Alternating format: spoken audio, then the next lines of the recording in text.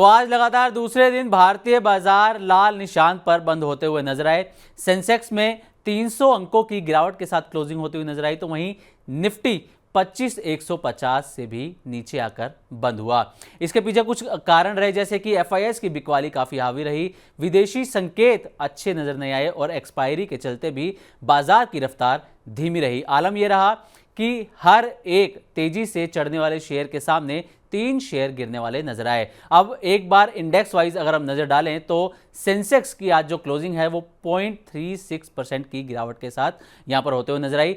Nifty में 0.32% की गिरावट देखने को मिली। मिड कैप इंडेक्स में 0.75% की गिरावट देखने को मिली और स्मॉल कैप इंडेक्स में करीब करीब 1% की यहां पर गिरावट नजर आई।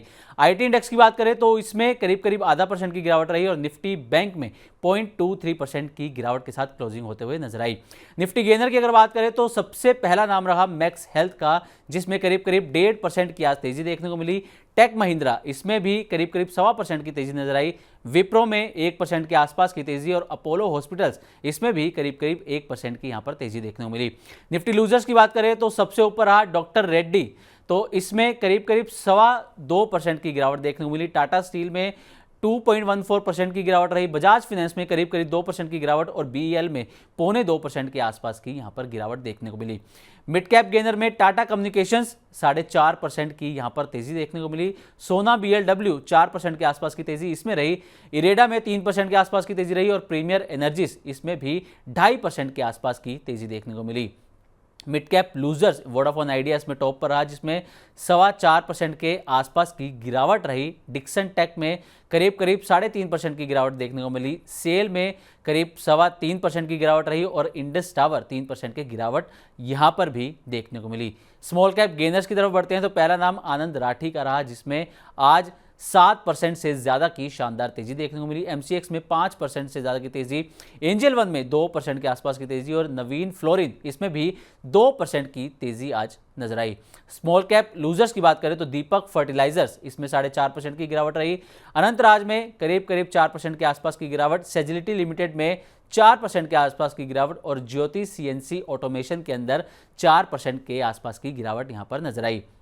F&O गेनर में सबसे ऊपर आया एमसीएक्स, इसमें 5% की तेजी रही। सोना बीएलडब्ल्यू में 4% की तेजी, इरेडा में करीब करीब 3% की तेजी और एंजल वन में 2% के आसपास की तेजी देखने को मिली।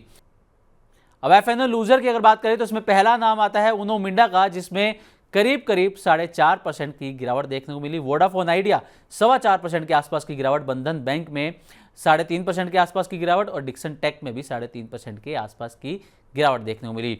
अब आते हैं खबरों वाले शेयर पर, तो कोचिन शिपयार्ड, इसमें 1.25% के आसपास की तेजी रही।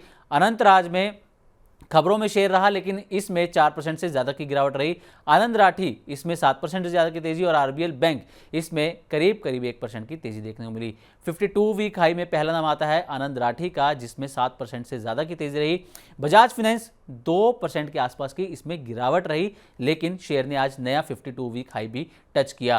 क्यूपिड लिमिटेड, इसमें 0.25% के आसपास की तेजी और नया 52 वीक हाई टच किया। इसी के साथ इटर्नल में गिरावट रही, लेकिन शेयर ने नया 52 वीक हाई भी यहां पर टच किया। 52 वीक लो पर नजर डालें तो अमंता हेल्थ केयर, इसमें करीब करीब 3.5% के आसपास की गिरावट रही। बंसल वायर, इसमें करीब करीब 0.25% के आसपास की गिरावट। क्राइजेक लिमिटेड 1.25% के आसपास की गिरावट इसमें रही और क्रॉम्पटन ग्रीव्स 1.5% के आसपास की गिरावट इसमें भी देखने को मिली।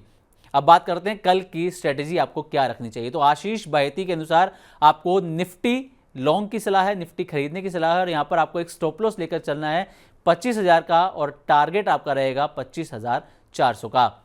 बैंक निफ्टी की अगर बात की जाए तो यहां पर भी आपको खरीदारी की सलाह रहेगी और स्टॉप लॉस आपका 56,300 का रहेगा, जिसमें टारगेट आपको दिया है 56,800 का। तो ये है आपकी कल की स्ट्रेटेजी। अब अगर अर्निंग्स की बात करें तो 15 अक्टूबर को यानी कि कल कई कंपनियों के रिजल्ट आने हैं, अर्निंग आनी है। इसमें L&T finance, Oberoi realty, Tata communications, Reliance industrial infra, axis bank, IRFC जैसे नाम शामिल हैं।